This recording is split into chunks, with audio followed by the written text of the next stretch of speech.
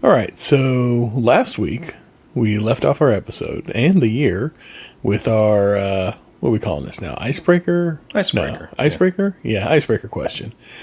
And I asked you, what confidence man skill would you want and why, if you could have any? Mm-hmm. So confidence man, as you discovered at the end of the last episode, is con man. yeah. That's a con man. So Yeah. what skill would you like? I know myself, I'd like the ability to just be able to come up to anybody and talk to them as if they were an old friend. I feel like that's something you see confidence men doing. And maybe that's where the name comes from, is they build confidence in relationships. And they do it just so effortlessly. And I kind of wish I had that skill where I could just talk to anybody about anything for any reason and have confidence with it. But alas, I don't. I avoid conversations with strangers as much as I possibly can. And maybe that's all it is. I just need to not avoid the conversation and lean into it, perhaps. But how about you? What confidence man skill would you like? Yeah, to your point, I think that's it. Like, I have, growing up, I was always very timid. I was always very, very shy. And not that I'm, like, incredibly outgoing now, but the more I've forced myself to go and talk to people, you just have to kind of embrace that you're going to have some awkward silences, and and you do kind of gain that skill a little bit. But I mean, I'm nowhere near on the level of, no Frank Abagnale, huh? Yeah, exactly. But yeah, so I think my skill that I would like to have is just to be able to think on the fly so quick and just be able to come up with a solution or an answer, or somebody asks you a question and you're not really having to think about it. You just give an answer. Have that quick wit. Yeah, exactly. Yeah, okay. Yeah. I like it. Yeah, it's kind of that's going to be a very useful skill for sure. I can see that. Yeah. Well, all right. How about we roll that intro and then we dive into this week's episode? Sounds good. We'll see you on the other side. All right.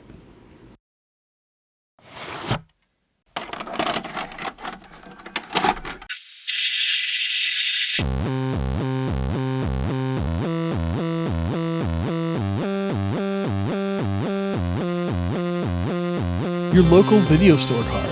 A comic book in your back pocket. Games with no tutorials. Music you had to discover. And drinking water straight from the hose. These are the things us millennials remember fondly. We are the Jennings brothers. Join us after the streetlights come on as we race our bikes from the top of the hill right down memory lane. Exchange those quarters, because this podcast takes tokens.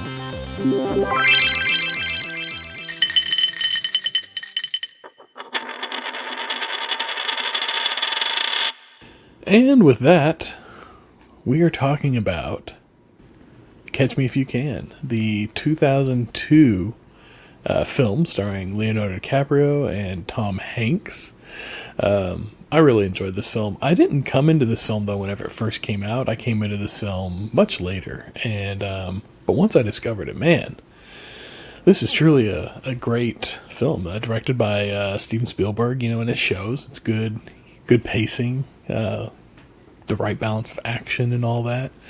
So this movie had a budget of $52 million. Any guesses on the gross or opening weekend? Opening weekend. It's $52 million. I can't imagine it. So I want to preface this saying I really, really love this movie, but I just don't see it being something that was a box office hit initially. Okay. So you said $52 million was how much it was, the cost budget of it? Yeah. $40 million opening weekend. 40 million? There was a little more, but it was 30 million. 30. Yeah. Okay. But the gross was 164, so this one was a... So they did make their money. Yeah, I think this would be considered a success. I'd say so. This was looks like it opened up December 25th, 2002. It's a Christmas Day movie. we just did all of our Christmas movies. I would not have considered this for a Christmas movie, but after watching the movie, I gotta say, this was kind of a Christmas movie. I had a note on here about that. Because, like, you know, I'm watching it, and towards the end of the film, where they're in France, you know, and then everybody's singing in the background, and I'm like, oh yeah, they have spoken on like every Christmas. That's right. And they really show Christmas a lot in this. So like, yeah, I think this is a Christmas movie, right? And you got the story of redemption in there too, with the character of Frank throughout the whole thing. Yeah, this is a Christmas movie, by God. I completely missed that. Well, we get a bonus Christmas movie, I suppose. That's right. Yeah, this was a really fun one. I really enjoyed it. I really like the opening for this. It's kind of got like a double opening because they start with that game show clip from To Tell the Truth, which was actually something that Frank Abagnale Jr. did in real life. He went on to tell the truth, and he at this time was doing like Johnny Carson and all these other things. I think because he wrote the book around the same time, so he's really promoting that. Is probably what all this came out of. And then went on to live this life where he's, a consultant and developed all this technology, for lack of a better word, around, finance and checks and all this other stuff. But in the movie, so we open with the To Tell the Truth opening, where they introduce all the three different contestants, and they all say, "I'm Frank Abagnale," and you got Leo there in his in his spot, and then which one is it? Yeah, and then they do like a little bit of a second opening there with just kind of like I don't know. Giving you more of an idea of who Frank is and where he is towards the end of the movie, because it's after they've arrested him and they're picking him up. He's in the French prison and they're going there to pick him up, and that's kind of the real beginning. I guess the first one's more of a tease. I don't know how you describe that, but so they're picking the law officer, what's his name? Carl? Yeah, Carl. Yep. Is picking up Frank from the French prison there where he's been held, and Frank is, looking very sick and not doing well. And I still can't figure out if he was actually sick or not. I think he was actually sick. I think he was actually sick. But he took the opportunity to try and escape as well. Yeah. And I love the way that when he escapes, when Carl is like, if he dies, I'm going to hold you responsible, or whatever. And then he's gone. And so the thing I love about that is he's like, he's running or whatever. And then he has nowhere to go. Like, he's in the prison hall. He's in the prison. And I don't know what it is, but it's the way Spielberg shot that scene where he's on the ground on his knees and the guard comes up and just like puts the gun to the back of his head. Like, I just think that's such a cool shot, and just the way he does it. I don't know. I don't know why it is. And it just, talking about it doesn't sound like it's anything spectacular, but actually seeing it, I'm like, oh man, that's a really good shot. Yeah, because it just wasn't like it's the way that it enters the frame, because you just have Frank sitting there having that moment of realization that this isn't going to work out. I'm not going to get away. Yeah, and then there's the gun to his head that's saying, you're under arrest again. Basically, you're still under arrest. You didn't get away, confirming that. And we get that visual representation of that confirmation. Now, I was actually reading up on Frank Abagnale a little bit, the real Frank Abagnale. And do you know how he actually escaped from jail the first time? Oh, no, I didn't. See, I want to read his book after watching this again. Yeah. I went and I looked it up, and I got the audiobook on hold with my local library, because you can, rent audiobooks online now with your library card. And so I have it on hold, and whenever it comes back in, I'm going to check that one out and listen to that while I'm working.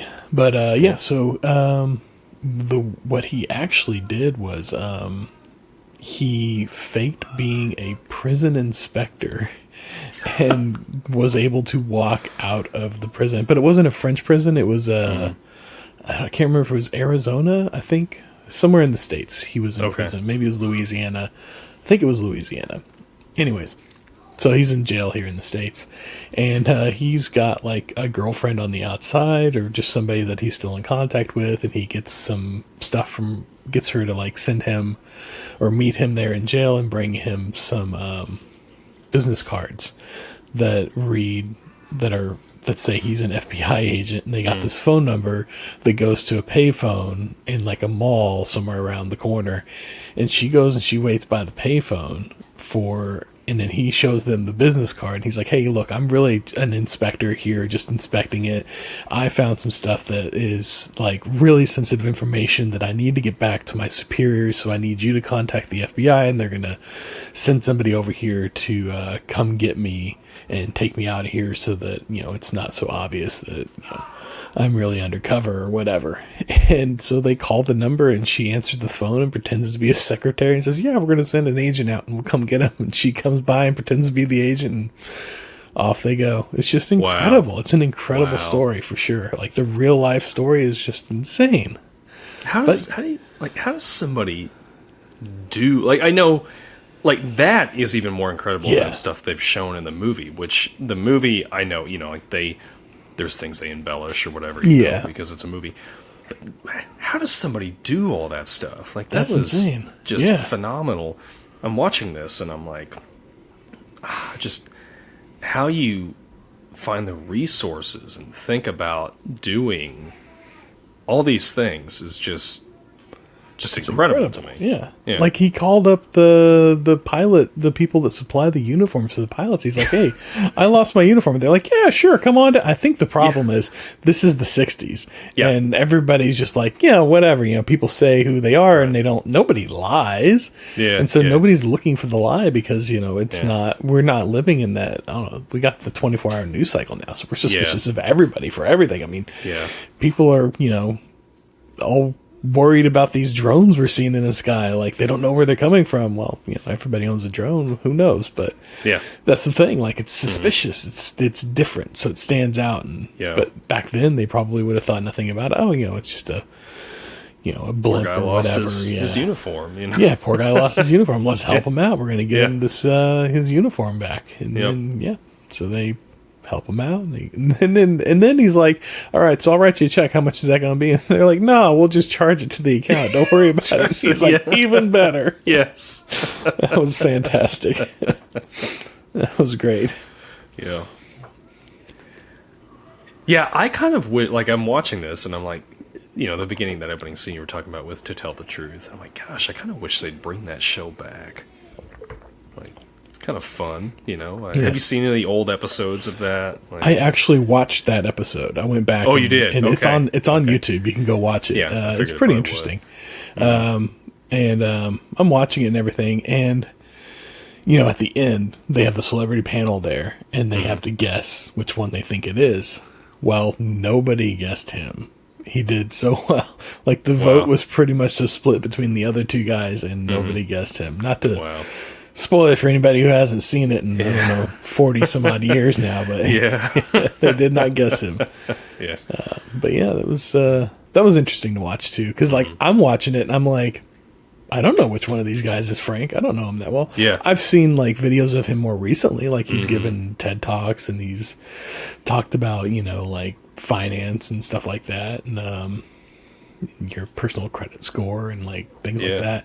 And, I had actually seen a couple things before and didn't realize it was him until doing a little research for this episode, and then going, oh man, that was him. Yeah, okay. This is a real Frank Abagnale. Didn't know this was like a thing. Yeah. And so I was watching it, and this is also like, I think it was in like the mid 70s, maybe the early 80s, whenever he did it. And I'm watching it, and I'm thinking, I don't know which one of these is the real Frank Abagnale. I couldn't pick him out of the lineup. I don't know what he looks like back then, because he's so much younger, so he looks completely different. And so I'm watching it, and I'm like, I think it's going to be the last one is going to be the real Frank, because on the movie he was the last one to introduce himself, and it wasn't. Yeah. So they deviated from that a little bit more too. Yeah, It's sure. not exactly true to life. Yeah. But which one of his I don't know, let's say cons or ruses was probably your favorite impersonation, I suppose.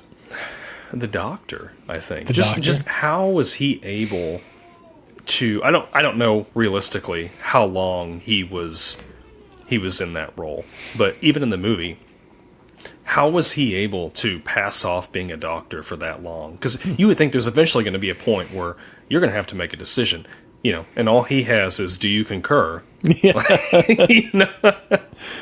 Well, now, is that because he got away with being a doctor for so long, or is that because of Amy Adams? For me? Oh, well, there's that. No, so Amy Adams, the real, victim of this entire movie is Amy Adams. I'm serious. Can you look at her? She has gone through the ringer with her parents. Yeah. And then, she finds this guy that she is head over Savior. heels for, loves her, and she thinks, I can bring him back to my parents. He's a doctor, and he's a lawyer. And then come to find out, on your engagement party, this is not who you thought it was. So she's went through all that. And then, I'm sure her parents, they're jerks because of, what they did to her, when she was... So, clearly, I guarantee you now, they're going to be like, how could you make this decision, And so, I don't know. I feel like she's... I just felt really bad for her watching this movie. I'm like, man, Barbara just had Brenda. Brenda she just had it just sucks for Brenda. Had a rough go of it. Yeah. Well, it'll make you feel better if she's not real. There was no real Brenda. Oh, really? Okay. It was part of the writing process. They kind of merged together several of his girlfriends and acquaintances into one character for the story arc and everything. So she's not real. Nobody was really hurt. Well, that's that way. good. Although I'm sure he left some broken hearts behind and did some damage along the way. There's a difference between leaving broken hearts and this poor girl royally screwing somebody over. You think you're gonna you are I'm marrying this guy, you're all in, and then it's nope. So you left all those briefcases of money behind. Do you think the FBI confiscated all that, or did you get to keep some of that? Oh no, FBI would have had to compensate. They would have had to confiscate all that. Oh, evidence, right? Yeah, evidence, and I'm sure there was a box somewhere they didn't find. He probably had some hidden somewhere for Carl's oh, this isn't evidence. Well, she was holding that big wad when he walked in. Yeah. I like the little floating one as he shut the door and he's like, what is going on? Oh, there he is. Yeah. That's pretty neat. That was a good little touch from Steven Spielberg. It's a good Spielberg touch. Yeah. He just does so well in all of his... I mean, Spielberg, just one of the greatest directors of our time, without a doubt. He's just... Absolutely. He's great. And pretty much anything he makes, I'll watch it. I think I've said that before on the show. But, so what was your favorite kind of con that he pulled? Oh, I think... I'm going to go twofold. I thought he did a really convincing... I'm going to switch it up, but I'm going to still go two. So, the airline pilot. The airline pilot was probably the best one. That was it was the most useful to his grift. That one really helped him out as far as getting around and gaining knowledge and learning the ins and outs of things. But I really liked whenever he came into class and the kids were bullying him, and then he flipped it around and pretended to be the teacher, and the look on that kid's face, oh man, yeah. That was probably one of my favorites. Yeah, that's a good just kind of the bully instant gets karma. It's coming to them, sort of a thing. Yeah. There was a little he kind of had a way of social justice kind of in some of the things that he was doing that I really enjoyed. There were some moments like that where he just kind of used his skills to help a little out, do a little something. But yeah, like oh man, the whole thing with the dad was that was really sad. Like not With Christopher like, Walken. Yeah, like he couldn't. Like, he couldn't give him anything. He couldn't help his dad out in the way that he really wanted to. And his dad wouldn't take it because, he's got all these problems with the IRS and everything. Yeah. And then, like, everything with his mom. Oh, man, I don't know how much of that was real, but that was rough. I mean, I get it. Like, we're both kids of divorce. Yeah. But, the situation that he's in where he's caught his mom with another man, right? Yeah. And then, like, he comes home and they've got the divorce papers drawn up, and they're like, we just need you to go, like, write down who you're gonna live with. Yeah. If that were me, like, I'd be like, and this is like this all hypothetical. I love my mother. This did not happen with my mother. But like, if I'm in Frank's situation, I'm going to be going with my dad because this is all on my mom. Like, absolutely. This is, and he had a better relationship with his father. Yeah. Too, and that leads me to my other thing. I was wondering, I'm like, so he just takes off. Yeah. Nobody's going to look for him. No, not back then. Not back then. Not in the 60s. No. You would think survive. that He'll come his back dad eventually. would at least, I don't know. Yeah. I mean, I guess so. Yeah. But a year and a half later, like, he'll come back. He'll come Which back. I guess at that point he is contacting his dad, but his mom was almost just like, oh man, she moved on so quickly. Like it wasn't even her child. Yeah. Which to me, that was a sad scene when he shows up at her house at the end, and then he sees his sister, and just realizing that his mom has just Moved basically abandoned him and everything. Yeah, it was pretty rough. And then like, so it seems like his dad taught him the hustle. Like you watch early on, and like there's that one of those first scenes where his dad's like, "Hey, come on with me. We're gonna go out for the day. Skip school or whatever." And then he takes him by the tailor. I think it's tailor store. Maybe it's a suit shop. I don't know. It wasn't exactly clear. And he kind of smooth talks the lady there working, and just open up a little early. Let my son get the suit. My dad died, and we got the funeral, and he doesn't have the suit. And 21 gun salute. Planes flying the whole over. thing. Yeah, oh man, he was masterful for sure. And I think that's he's probably where he learned it from. Is his dad just kind of being a smooth talker, and kind of using that to his advantage from time to time. I'm sure. But like, what did his dad do? I didn't really. I couldn't seem like maybe he that. just was avoiding paying taxes at some point or something. I think so. Like that's the way I gathered it. Like maybe maybe his business wasn't doing as well. And I think it alludes to that. But the pieces it gives you, what I am guessing, my opinion, is that his business wasn't doing as well as he wanted it to, and he couldn't afford to pay the IRS the taxes. Oh, okay. So he just tried to avoid the IRS and, think, they'll just, they'll go away. They'll go away. Yeah. But, that was something. So I wrote down here, there's two movies I would like to see. All right. Like spin-offs of this. One, I want to see Christopher Walken being a con man. Like, when he's, growing up or whatever. Because, like you're saying, Frank learned it from his dad. His dad had... So I want to see his dad doing this, for a little bit.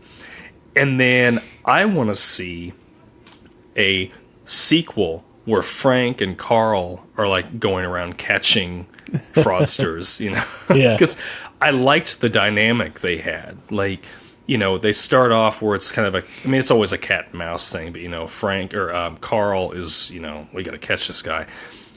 And then they almost get like it's almost a friendship. Yeah. And they're like, it's almost like Carl's like, you've broke the law. Like, Frank, I've got to catch you. Yeah. But, It's like a mutual respect. Yeah. And even when they're in France at the end, and he ends up telling him the truth. Like if you walk out that door, they're going to kill you. Yeah. And how did you beat the law exam? How did you cheat on that law exam? Yeah. Yeah, but like I think there was a little bit of mutual respect, but I also think it was like because Carl talks about his family and going through a divorce himself, and he doesn't get to see his daughter very much, and she kind of grew up without him, and I think he sees this kid in trouble and kind of has like a little bit of like a fatherly moment with the kid, and wants to kind of rescue him and take him under his wing, and because like whenever he gets arrested in France, he's like, I'm going to get you extradited, we're going to get you back home, don't worry about it, like he's taking care of Frank, he's trying to take care of Frank. Absolutely is. And I think that's what it is. I think he saw Frank as like not his kid, but just like a kid that he could like kind of rescue. And the real Frank and Carl, which wasn't his real name, but they actually go on to have a bit of a friendship and remain close friends. I think that it even says that at the end, in the end credits there. But yeah, like his name wasn't Carl. They changed it for the movie because he was still active during the movie. Oh, sure. Which, man, like that's a long career. Oh, yeah, the movie came out a good like 30 years after all this stuff happened. Yeah. So yeah, he's had quite the career, I suppose. I guess he's just if the was movie like 30, is any indication of any realism to his character, like he's married to his job, That's true. That's true. Yeah. So did you know that the real Frank Abagnale Jr. makes a cameo appearance in the movie? No. He does. I didn't see. I mean, I know what he looks like, but at the time I didn't when I was watching the movie. So anyway, he's the French officer that Carl hands him off to whenever he's arrested. Oh, the first one. Oh, really? Yeah. Okay. Yeah. Okay. So that's kind of fun. Yeah, I'll have to watch. I mean, give me another reason to watch this movie again. It was so good. It was so good. I really love this one, movie. Yeah. This is one of those movies that, like, if I'm in a hotel room and I'm skipping through the channels and it's on, I'm gonna sit down and watch it. Like, I enjoy this movie. From any point in the movie, I can jump in and it's a lot of fun. And I really enjoy it. And this was kind of like I guess we didn't realize that at the time. I'm sure people did, but I know I didn't, because I didn't discover this movie for probably close to 10 years after it came out. Really? It was the first time I saw it. Yeah. Okay. Yeah, it was quite a while. We had young kids and didn't get to watch a lot of movies and all that. And at the time that this one came out, I wasn't watching a ton of movies that were new. I was watching like older movies and stuff and playing games and things like that. I wasn't really into like newer movies. And this wasn't anything at the time that would have piqued my radar. I was kind of going for more of the popcorn summer blockbuster flicks. But anyways, so this one it kind of eluded me for a while, but I feel like this is, like, looking back in retrospect, this movie is like, it's that turning point for Leonardo DiCaprio, where he kind of goes from being this boy childhood star to this leading man. Like this movie, and then I think there was another one that came out around the same time that was a big one for him. Was it Kings of New York? I think came out around the same time. Gangs of New York? Gangs of New York, that's it. I think it was. Yeah.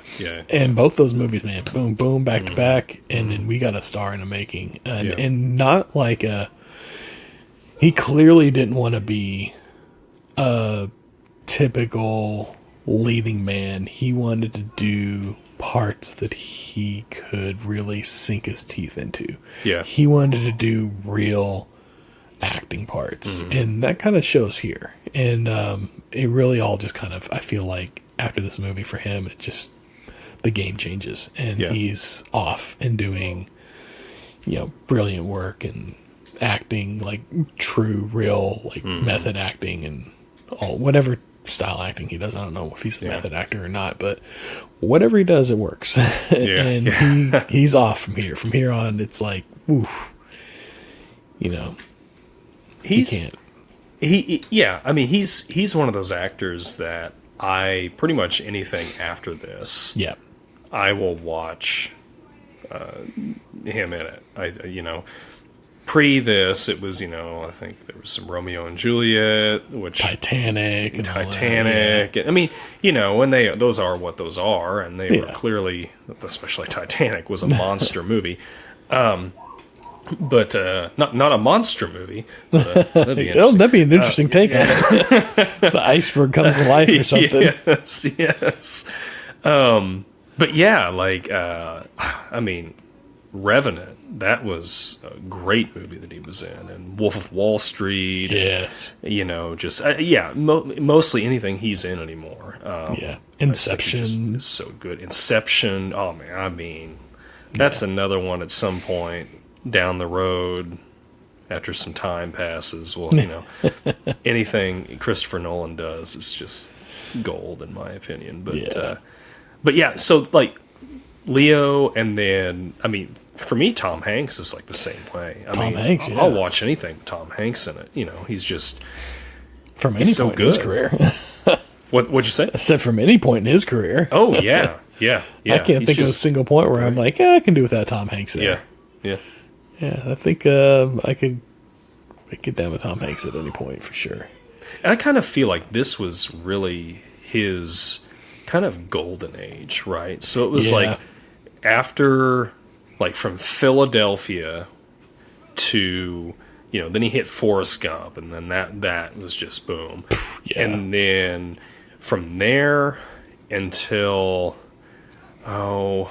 maybe Terminal, I think, in 2000, I think that was maybe 2004 or something, where he's that foreigner that's stuck in a terminal over. Yeah.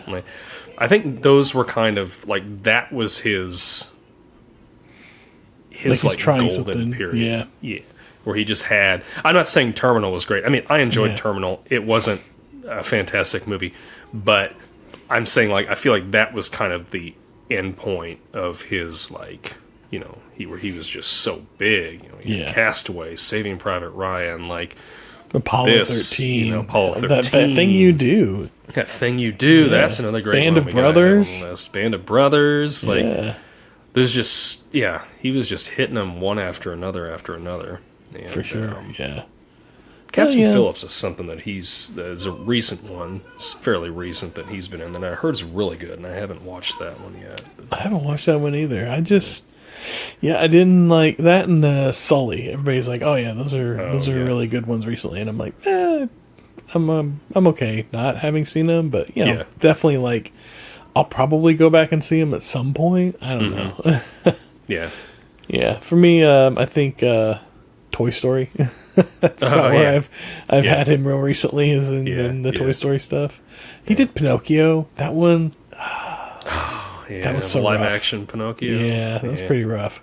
Yeah. A Man Called Otto. That was good. I enjoyed that one. I don't know that it's something I would watch a bunch, but watching it one time for sure, I was like, oh yeah, this is very fun. What else did I see him in recently? Oh, he played the Colonel in the Elvis movie. That was different. That was like he's like, accent work and prosthetics, and like he's really being a character, becoming somebody else. And that was interesting. Yeah, I enjoyed that. And then I think he's in like one of those Yellowstone spinoffs too. I think I saw something about that. Interesting. But yeah, like he's got like multiple, like, what do you call them, eras, I guess?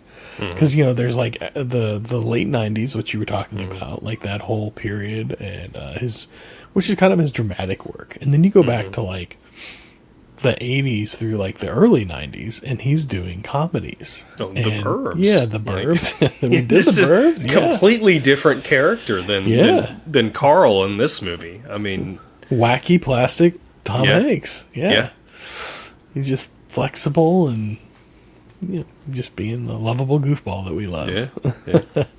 And he's America's dad. How can you not love Tom Hanks? Sure. It's a good way to put it. Yes. But you have never heard that before? He's America's dad? No, I have not. I've never you heard haven't? that. Oh, yeah. It's often said he's America's dad. Okay. But yeah, I did not coin that one. I would like to take credit for that one, but I did not coin that one. But man, his accent work in this movie, ooh, that's something different. Yeah.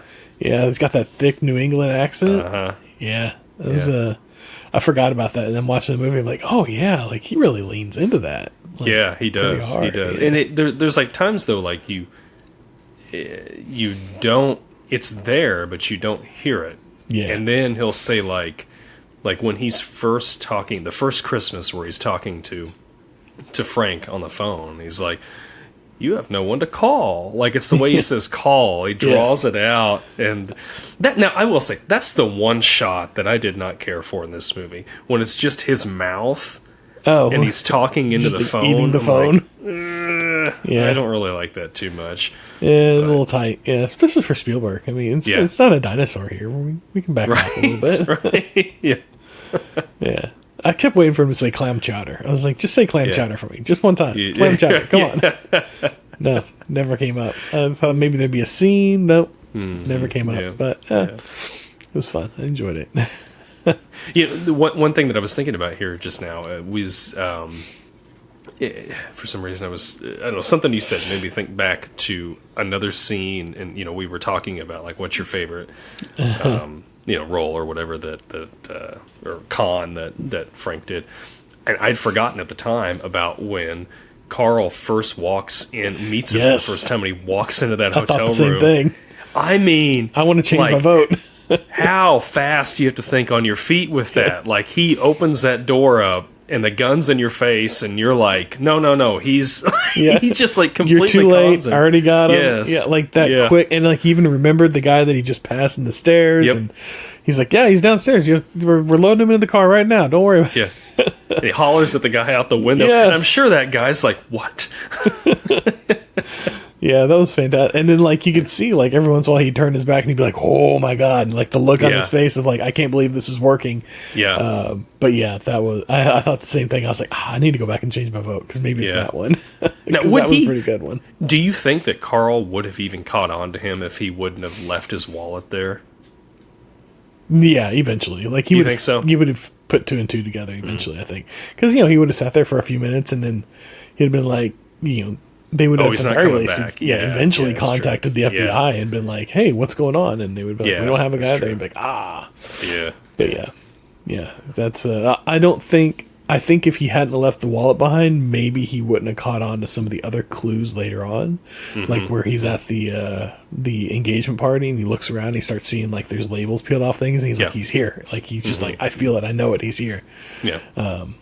But the little things like that, it was like, oh, this guy's like a fantastic detective. Like he's picking up on things left and right.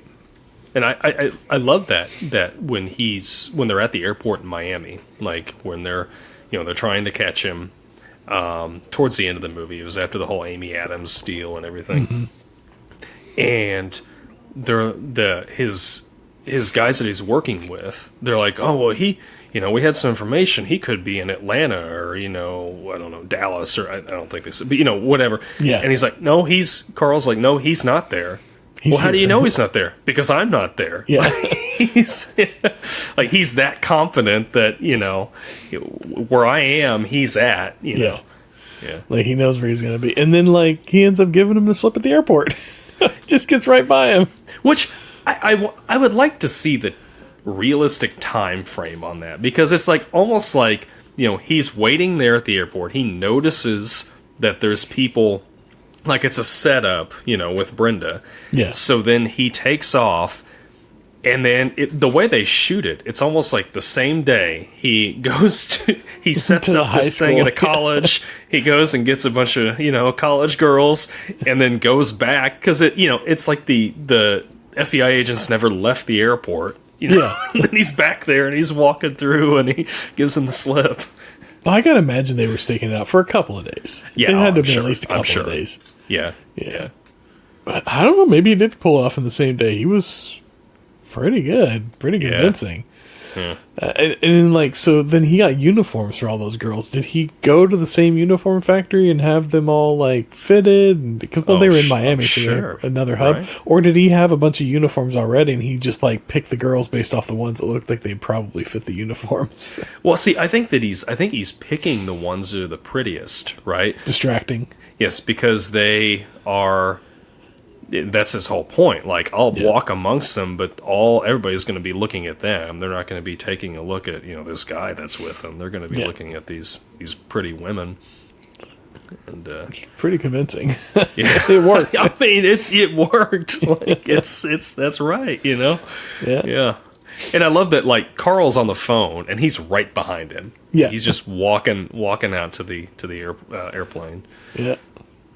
A different time too, man. This is another one of those movies where I look at it and they're going through the airport and I'm like, that's just a different airport. Like, this is a different time. Like, airports will tell you what time you are in because it's different. Like, I can't imagine now walking into an airport and just being able to go anywhere.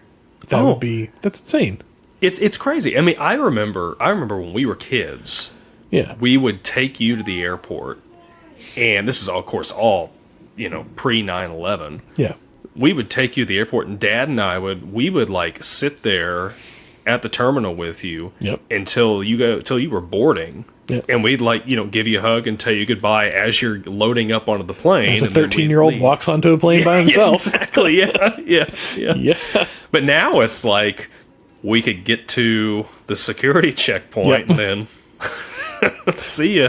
Actually, they will let you go in because our sister Allie came down and she was flying back up, and she was underage. And I talked to the ticket counter agent. I was like, she's a minor. Is there any way I can go in with her to make sure? Because I think she was like 17 at the time. She wasn't she wasn't like terribly young, but she's younger. And they're like, oh yeah, we can get you a companion pass, and you can go back through security. You can go wait with her at the gate. And I was like, okay, so I got a little pass and I was able to sit and wait with her at the gate. Oh, that's good then. So yeah, you can under certain circumstances, but you don't have a ticket. Like, they gave me like what looked like a ticket, but it said on there like non-departure or I see. Something. It was clearly like, this is not you're not getting on an airplane with this. Yeah. Yeah. But yeah, like it was under the right circumstances. But it kind of. It's the same. Like, I think about like what you're saying there. Like, another thing that we can't do now. Like, we've seen when we did Home Alone. Like, I'm just gonna hand you. Like, I'm gonna trade you. I'm just gonna give you my tickets. Oh yeah. It's like now. It's like Yeah, can't do that. Your tickets are stamped with your name, and this is who's flying, and that's it. This is where you're sitting and everything. Yeah, exactly. It's pretty tight, locked down for sure. Yeah. But it is. It's so strange. It's almost foreign watching these older movies and seeing how the airports were back then. How the world operated. I mean, I think that's kind of like... But that's like what he preyed upon at the time, is just this openness that we had. And another example of somebody ruining it for everybody. I know. It's like, this is why everything is this way. Because like we're like, oh man, Frank was this... just this incredible story, but yeah, Frank, you're also the reason, for like some of this stuff. Like, you're the reason why I got to go through an hour of TSA before I get it. Well, maybe not that, but no, but that is one link in that chain. Yes, for sure. But yeah, probably, I know he's responsible for a lot of security that we see on like credit cards and checks and stuff like that now. Like, which he helped, which I think it says in the movie, he helped come up with like a lot of the security measures we have now on checks and everything. It's crazy. Like, that's interesting.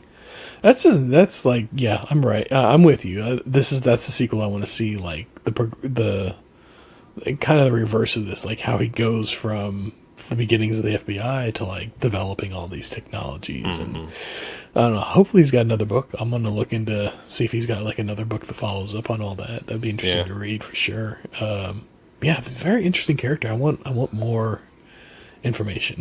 But I went on YouTube and I looked up, the movie, and only a couple things came up, not much.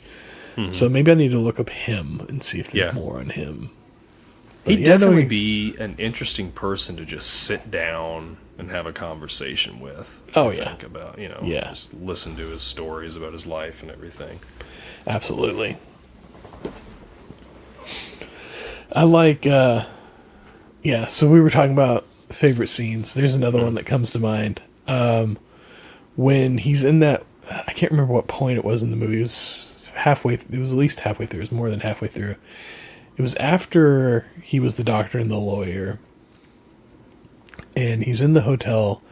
And then there's, what's her name? Jennifer Garner's character. Jennifer Garner. Yes. She's standing down the hall and she's like, hey, what are you doing? And like they start hooking up in the hotel room and everything. And then she's like, how much would you pay for my time for the night? And, they arrive at some number and everything. And then he turns around and he's like, oh, I'm just going to go down to the front desk and cash a check. And she's like, oh, they won't cash a check, right? And then he just turns it around and he hustles the hustler. That was impressive. He gets what he wants. Yes. Plus gets like $400 from her. That's insane. I would like to see her reaction when she finds out she can't cash that check. She goes to cash that check. Yeah. She may have gotten arrested for trying to cash that check. I mean, yeah. What's she going to do? She's not going to tell somebody that she did that for money. Right. So well, maybe, I don't know. Yeah. I was trying to figure out if that was like a Forrest Gump moment. Like, is she like some historical figure or something like that? But I couldn't. I didn't know. I don't know. Yeah, but I mean, he said, you're a model on 17 magazine or something. That's what it was. Yeah, that's where I was like, she's supposed to be somebody famous. I don't know who. I've never heard this name before. But I don't know. That was another one where I was like, that's just like, that's crazy. That's thinking on his feet, man. Yeah. That's one thing. He was just like highly observant and just like really detail. Like he could like, he just knew what details to focus on and like how to read somebody. That was just it's an incredible skill for sure. That is it. Just reading. Maybe that might change my answer to your icebreaker question. It's just I'd like to be able to read people. Like, just look at them and kind of measure them up and have an idea of like what they would be, susceptible to or open to, or I mean, I don't want to take advantage of people, but that's it'd be good. Like you're in a job interview or something, and you're just like, okay, I could see, I know what I can say here that will really impress these people, or whatever. But these are the skills that I need to focus on. What'd you say? So these are my skills that I need to focus on for them. Like I don't need to waste time on these other things. This is what they care about. Yeah. And I think one of the one that struck me was when he was walking to the bank, because he's trying to learn how the routing numbers work, and he's walking through the bank and he sees, I can't remember the actress's name. I've seen her in a whole bunch of stuff. Banks. Sees Elizabeth Banks, and he like starts to walk past her. Then he looks and he's like, "That's it." Oh yeah, she's gonna. She'll show me anything if I just give her some attention, And I can't remember what he says to her, but she's just like, and then goes on. They do the necklace thing with her? And then she's telling him everything. Does he what? I think he did the necklace thing with her. Like, did you drop his necklace? Yes, was that it? Slipped right off your neck. Yeah. And then he ends up putting it on her, I think. Yeah. And then, she's just sitting there like, this is how all this works, and this is how this done, and this is what I do here, and so on and so forth. And he starts asking her questions, and eventually he gets to the point where she's like, I don't know. I don't know the answer to that. Yeah. I need to go up a level or, whatever. But, again, is like this time period. Like, who is allowing this guy behind the counter at a bank, just to hang out with this woman? Like, she's supposed to be working, but she's just like, It's the 60s. She's a woman. She proposes no threat to any man. That's how that worked. That's how it goes. Yeah. Unsuspecting. Yeah. They just, there was, it's just like no guardrails back then. Like, no. You could just go anywhere, do anything, talk to anybody. just needed confidence. And I was seeing something in an interview that he did, and he was like, yeah, like, I couldn't do that now. And really, I think the thing that allowed me to get away with everything that I got away with when I did it is that confidence.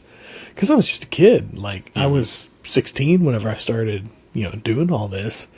And really, the reason why I stopped is because I started getting older and I started thinking about things and thinking about consequence and realizing that all this stuff's going to catch up to me, and I just need to I need to stop. And that's kind of, I think, what it is like, in the beginning, he's 16. He doesn't have any real concept of consequence and choice and all that. And so, he can lie. He can just fly by the seat of his pants because he's got that confidence. And, if he crashes and burns, deflect. Yeah. Change the subject. Move on. And, he does a really good job of it, for sure. I mean, you would think there'd be a point where before the FBI really had an idea of who he was, he had quite a bit of money at that point. You would think you would just be like, okay, I'm done. Yeah. But I think that's a thing, like, that you're saying. Like, he didn't have any concept of what is going to happen if I continue down this path. I've ran out of money. Well, I can just get some more. And this is, I think it was also like, this is fun doing this. Yeah. It's fun to be able to go and fly and to, be anywhere I want to be anybody I want to be. Yeah. Yeah. No, nothing holding him back, nothing tying him down. Excuse me. He was absolutely able to just go and live the life that he wanted to live, make the life that he wanted to live, rather. Yeah. And, just live wherever, in Europe, or be that, Atlanta, or wherever that happened to be. Like, he got over to Europe, and he really, at that point, could have just done. Because they're really not gonna, he doesn't know this, but, Carl's supervisor is like, well, you didn't catch him. Yeah. That's it. It's done, And he just had to keep going. Had to keep going, yeah. It's just, like you said, I think it was just he was in. He was just trying to continue to play that catch-up game. He was chasing that high a little bit. I don't know. But I think that's where I'd like to go and read the book and kind of see a little bit more about, I know that he didn't write the book. He worked with an author who wrote the book, and he said that, even the book, while most of it's true, was inflated for the sake of being an entertaining book. But the truth that's in there, I'm sure, is going to be, the things that are inflated, I'm sure, are going to be, some of the extravagances and things like that. And, but to go back and see what he actually, what he was doing, what he was thinking, because I'm sure you'll get a little more in depth on that. And this movie has made me want to read a book. Right? Yeah. It's not often. Yeah. But that's kind of where I am with it now. I want more information on Frank. Yeah. I don't feel like I got enough information on Frank. Now, I will admit, when we started this episode, I figured you were going to do a play on how two mice fell into a bucket of cream. I thought about it, but I couldn't make it work. That was the funniest. And then when he's at the dinner table, and he's asked to say grace, and he just repeats it. The only thing he can think of. Yeah. But Christopher Walken just delivers that. It's such a Christopher Walken line. Yes. And it had to have been written for him. Specifically, I would like to see if they specifically wrote, this character. Obviously, Frank had a dad, but, did they write the movie version of this character for Christopher Walken, or They was it tailor it just to him. Yeah, exactly. Yeah. I know whenever Steven Spielberg got a hold of the script in like 99 or 2000, whenever he got it, he wanted Leo from the beginning for the title role, and they didn't consider anybody else.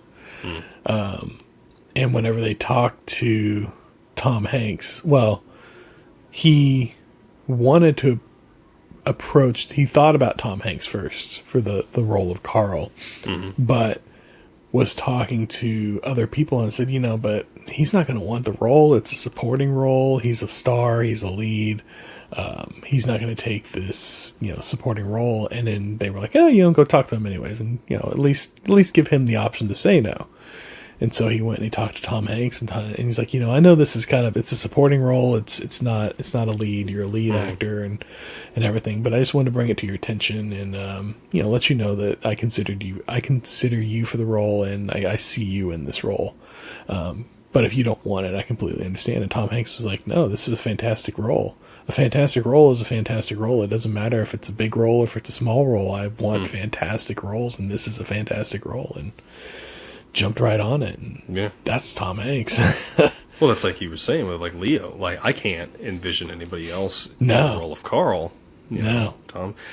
It's just everything he brings to it. Like, even that beginning scene where he's in the prison, and the rain is dripping down, and he's like talking to, he's getting ready to talk to Frank, and then he just it's the way he just kind of like looks up at the water dripping down and then just opens his umbrella and sits down, and I don't know what it is, but he brings something to just doing something as simple as that, to make it entertaining to watch. Yeah, man. Yeah, he does. He brings something to the role, and it's ineffable. It's just Tom Hanks. Yeah. And his knock knock joke has to be the best knock knock joke. Oh yeah, I've ever. Can't repeat it on the show, but go check it out if you don't know what we're talking about. It's perfect for the occasion, and is in my back pocket for going forward. Yes. And then they repeat it that one time, but they cut it before he delivers the punchline. It's so funny. Yeah, that's a good one. Yeah. Oh man, this one. I could go on about this one, but I feel like we're running out of our time. You want to any final thoughts on this one?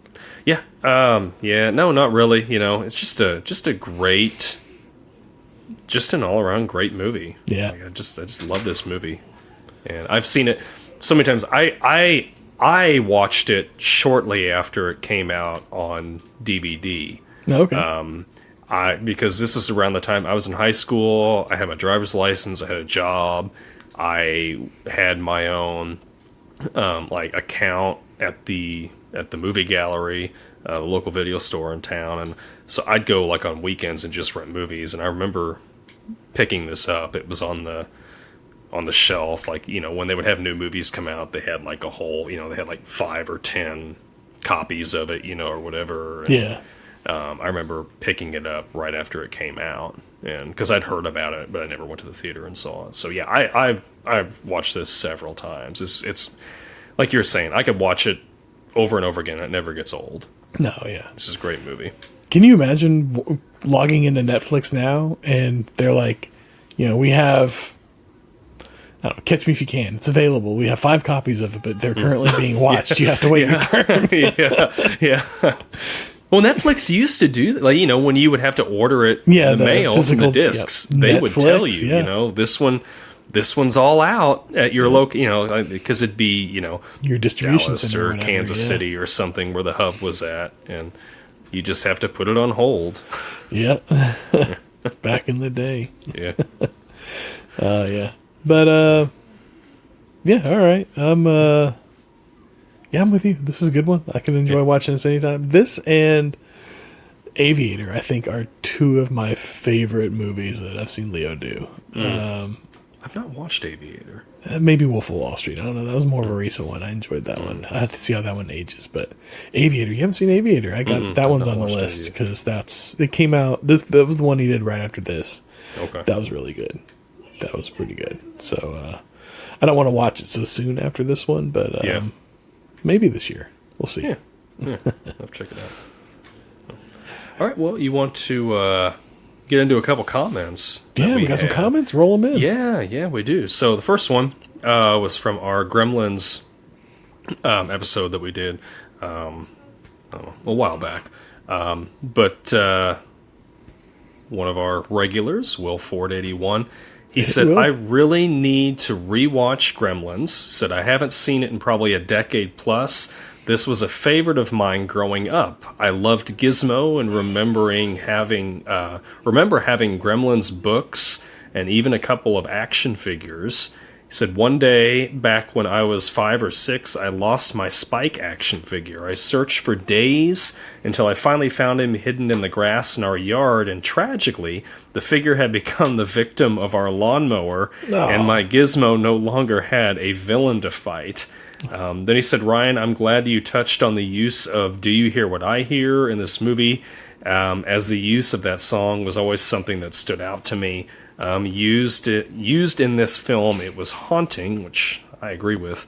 Looking back as an adult, I'm a bit surprised that the movie was marketed so heavily towards kids, but hey, it was the 80s. It was, surprisingly, marketed towards kids. Yeah. You do not see that in a horror movie nowadays. Can you imagine if they were marketed like, I don't know, what's one of the horror movies that are right now? Megan or something like that? Oh, yeah. About the doll? Yeah. Marketed that one towards kids? Oh, my God. Yeah. Little Megan dolls everywhere. That would just be creepy. It would be. It would be, yeah. It was just a different time, It was absolutely different time.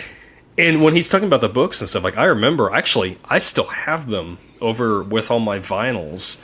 I have almost the whole collection, and it was these books that told the story. It was like a 7-part series. It's like a read-along thing, right? It was you a play read-along record thing. and read along with it. Yeah, and I have. That's how we learned how to read a lot. Exactly. Yes, I'm missing I think one volume. I think it's volume 4 or something. I have no idea where it's at. Maybe one day I'll have the complete collection of that. It's some antique. I see things like that all the time when we go to antique shops. Yeah. I'll have to keep my eye out for you. So our next comment was on our, I think it was on our Video Castle Christmas episode where we were talking about how you got a Super Nintendo and I got a Sega. That's right. And we were, discussing that. For Christmas. And this was by Nobody at All 3652. He said in regards to our conversation, or she, I suppose, in regards to our conversation about Mortal Kombat and the differences between the Sega and the Super Nintendo version, said Sub-Zero had his fatality is what they were just talking about, to a freeze ball and then a punch, then punched to be broken. So I think I remember that. You would shoot out a freeze ball, or you would freeze them, and then you would punch them, uppercut them or whatever. Yeah, and then they would just break into pieces. What was the one on Sega then? I don't remember. I don't remember. It's been so long since I've played it. Yeah, I need to maybe go back and look at some of these, which actually leads me into my other. This is another comment that somebody they were replying to that comment. And this was Edward McGowan, 1784. Said, actually, the Super NES did not have blood in it. It had sweat, and the fatalities were not the same as the Sega Genesis version. The Sub-Zero and Scorpion fatalities were okay, but every other fatality sucked.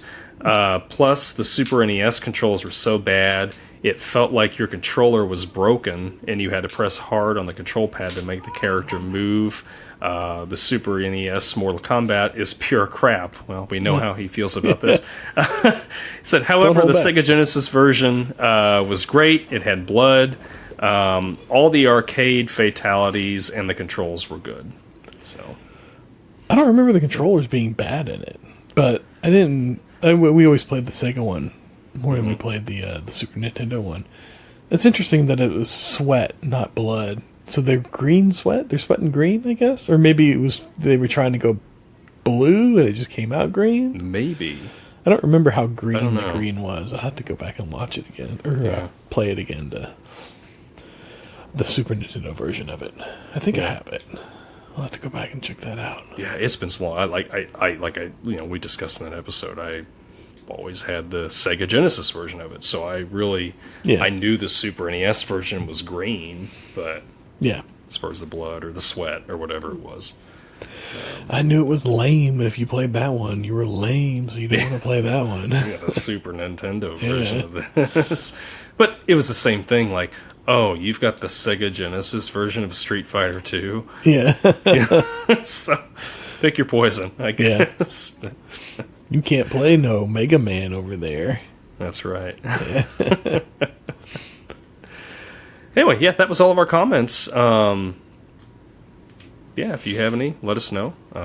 Just whatever episode you're watching, you're listening to, or whatever, throw a comment down there. We'll read it on the air. We'd love to read them. Love to talk about what your opinions are and what you have to say about what we're doing. So, absolutely. Yeah. So, icebreaker question for next week. Kind of tease a little bit about what we're going to be getting into.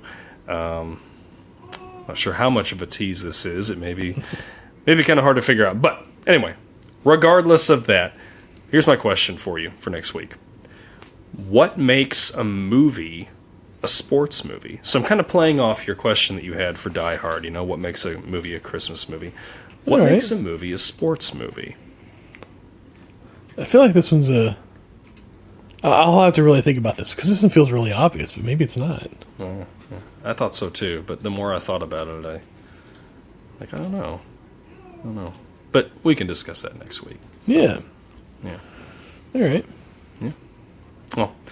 Well, with that, we've reached another checkpoint, my friends. Remember, sharing is caring. Reviews help a lot. Please leave us a review if you're listening to this on Apple Podcasts.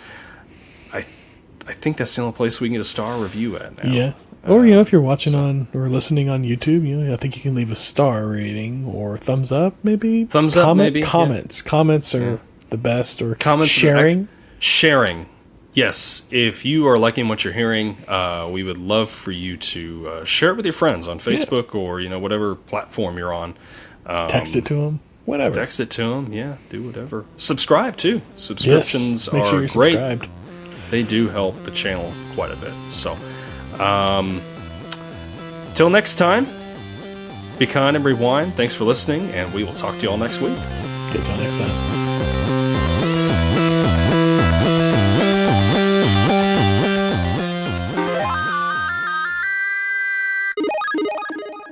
This Podcast Takes Tokens is a Clay Street production.